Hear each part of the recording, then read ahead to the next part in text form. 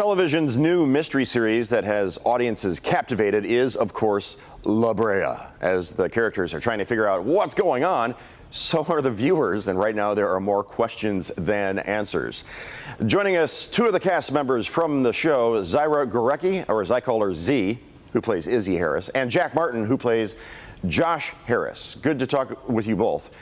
Z, let's start with you. You are one of the first below-the-knee amputees to hold a major role in a national broadcast television series. Tell us about that experience. It's wild. First of all, wild. I never thought of myself as like someone to look up to. Just, you're just being a human being, right? It's not like role model, right? And then people started coming up to me and being like, that my kid feels like they can do whatever they want to do now, and to be that to, a young amputee or just a young human being in general is a different experience in itself. It's fantastic. The show is truly a mystery. Do you have people coming up to you and saying that it's like Lost or like Land of the Lost? I'm dating myself saying Land of the Lost because that's been so long ago. But give me your take on the show itself.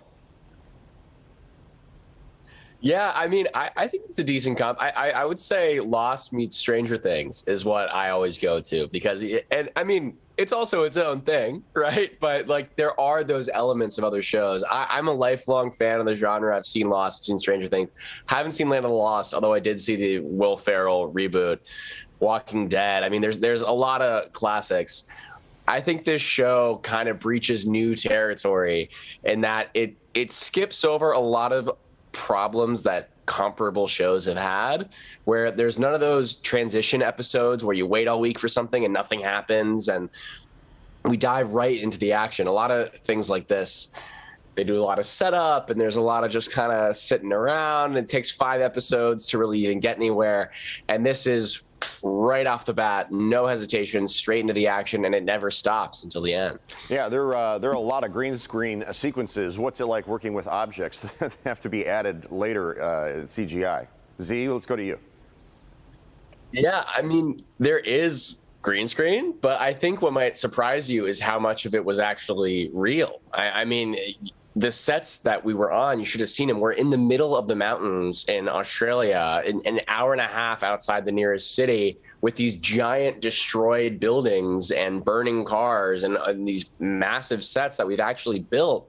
And it's freezing. We're looking around. There's actually hundreds of people standing there. I mean, sometimes, I swear to God, I'd close my eyes, open them back up, and believe that I'm in the sinkhole. It was really like that. All right, we are just about out of time. Zyra, let's go to you for the final word. Why should the good folks watching our show watch your program, Brea, on NBC? I think you should watch Brea because it's not about one single thing.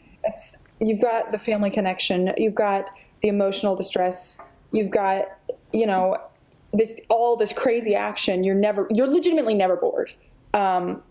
And you have all these different stories. And I think that's the most fascinating is all the different stories that you get to see.